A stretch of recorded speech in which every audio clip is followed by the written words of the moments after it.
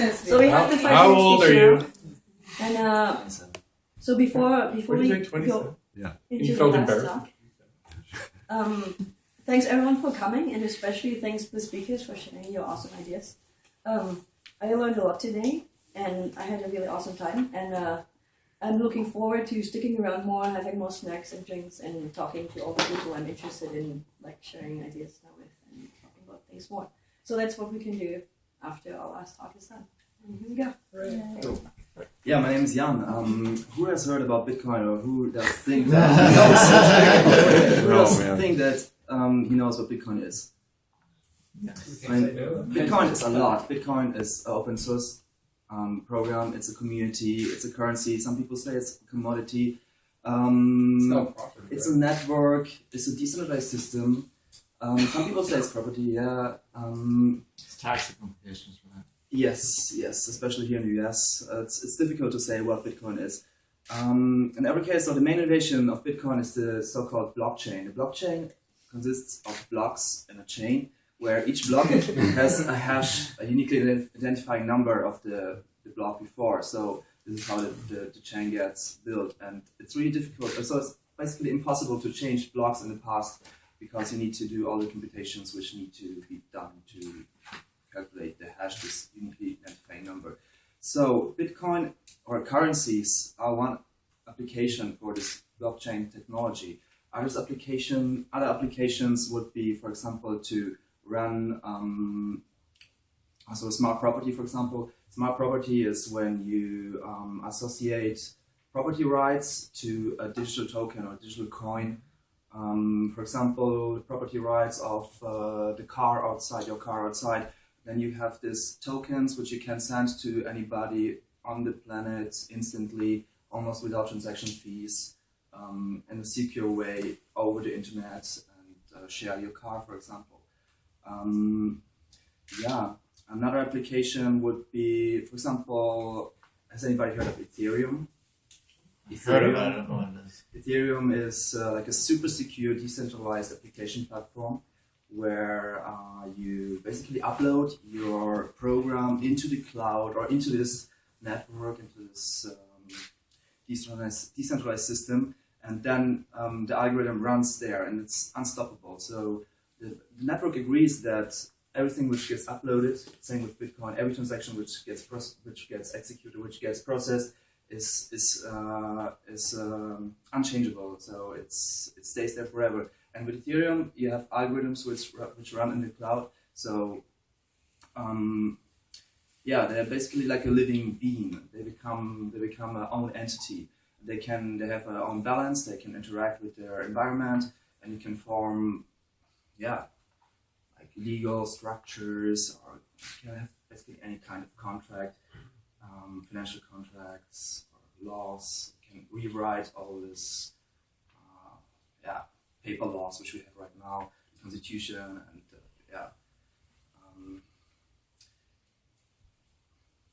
more. Wait, so these are like contracts that are scripts or something? It's an algorithm, yeah. Okay. Yeah, exactly. What else? Maybe somebody has questions about Bitcoin or what? It's improvised my task. What do you think about the IRS here in the United States and labeling it as a property? What you hurt Bitcoin as in its ecosystem, or what do you think what the implications are? Well, I think it's not really good for the US, because this technology is it has a lot of benefits. So Bitcoin is faster, it's more secure, it's cheaper, it's open source. So it's basically like Linux, or also email for money. And I think this technology will not be stoppable. Cryptocurrencies in general will not be stoppable. So if the US tries to stop it, it's like trying to stop computers or trying to stop the internet at the beginning. So bad for you guys. The follow-up, what's your thoughts on Ripple and the Ripple protocol? Ripple and the Ripple protocol, so it's interesting. It's a decentralized exchange, but that's it so far.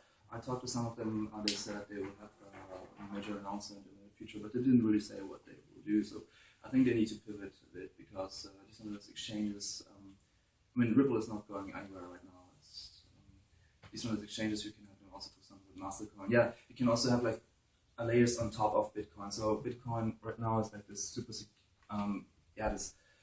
you use it as a decentralized ledger, and then you have a good application on top of them. Yeah. Why do you care about this personally? Me personally, I think it's a really amazing technology. I'm into it for 1.5 years now, and Do you hold coins? Buy or Do sell? you mind them or you buy them? well, I've never minded Bitcoin, but I've minded other cryptocurrencies. Yeah. Right now, buy or sell? I would buy right now. The price is really cheap compared to what it was. How is this stuff enforced? So it seems like Bitcoin and the legal system are not really friends so much. Like Which ecosystem? like when Legal. coins were lost on a certain platform, it seems like the people had no actual legal claim to them, and they were just lost. So it seems like Bitcoin's operating in some sort of lawless area right now, if I understand it right. Yes and no. Of course, there needs to be some. I mean, Bitcoin depends what you see as Bitcoin. If you see it as community, then the community has also their internal rules which they might execute or which they might enforce their rules. But if you see it just as a piece of software, of course, piece of software is like unrelated to like the physical world. It would like be the especially crystal. important when we talk about contracts written in the blockchain. Yeah. Right? The first contracts which will be built most likely are like financial contracts. For example, the most simple thing is, I promise you to send you this amount of money at this time when, for example, the price is that level or that level. So you feed the contract with the money, and then the contract decides autonomously whether it will send out or execute is. Oh, the output becomes spendable. Yeah. So Yeah. I have certain conditions in that. They have to be conditions that can be tested in a Bitcoin script, which is not that many right now. Yeah, there needs to be a data feed into this. What problems do you see with Bitcoin in your end? Problems. Like what if a hacker came and just stole your coins? Even though it's quote unquote secure. Is that a question of like, is that's- Bitcoin the cryptocurrency that we'll end up with, or will end up with a different cryptocurrency? This is really interesting. So I think we need open hardware, more open software, because Bitcoin as a protocol is completely safe so far. There's never been a hacker, there has been one bug, but it got fixed like in a few hours, where somebody created more Bitcoins than there should be in existence in the future. But the problem is the clients. So your phone or your computer, this is most likely not safe because it's proprietary if you use Mac or if you use Windows. And also the hardware, nobody really knows what gets manufactured in China. You should start building your own hardware here in America like it was used to be past. So we can have the US government read our stuff instead of the Chinese government. So related question to that. Recently, there's been these scary revelations about like RSA and basically that any chip anywhere can be backdoored by the U.S. So what do we do about that now that there's no reliable source of entropy? Yeah, decentralized systems, also in the production of hardware with open hardware schemes. I would suggest to use. I don't understand. I mean, you have to build something. You still have to trust the guy who made the chip. Yeah. The design may be open, but Why do you trust the Chinese with the production of your chips? I don't. That's what I'm Yeah. saying. I don't trust any chip manufacturer anywhere right now to be providing an unbackdoorable source of entropy for crypto. Yeah, it's definitely a problem. The only solution is to control it more and to. When you trust the people who produce it, then the chip should be safe. But you can't trust like people who are 10,000 kilometers away and who you never meet and who you don't know how they look like and you've never talked to them. So is there likely to be an algorithm that doesn't rely on trust? Like something which is robust to like a single point of failure in a trust network. Like right now, we're trusting chip manufacturers. Yeah. There's a single chip manufacturer. Is there an algorithm that you can run that where you can like trust the chip manufacturer and trust like the person who delivers it to you, and if either individual like cheats or tries to put a backdoor in, that's not a problem. They actually have to collaborate to.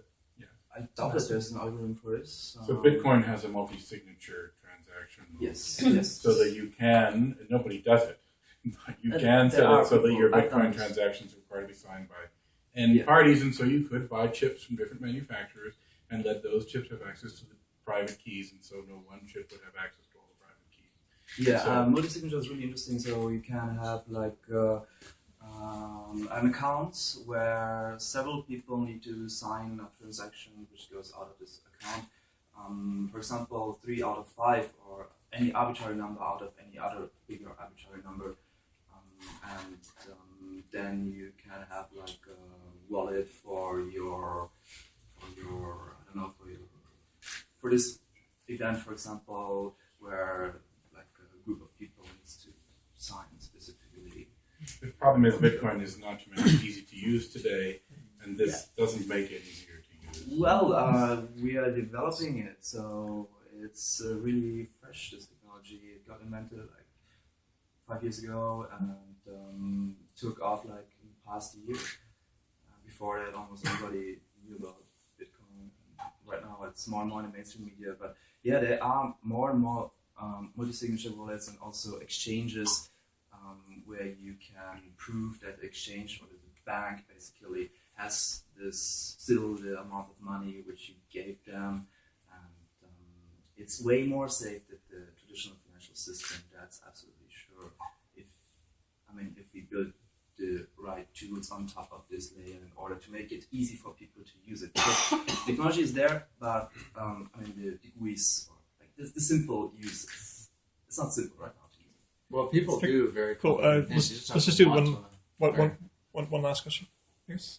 I was Just just saying that okay. like, people do very complicated things in their day-to-day lives. It's like how many people have spent like a few hours to like figure these things out. Like it's probably a worthwhile investment of time.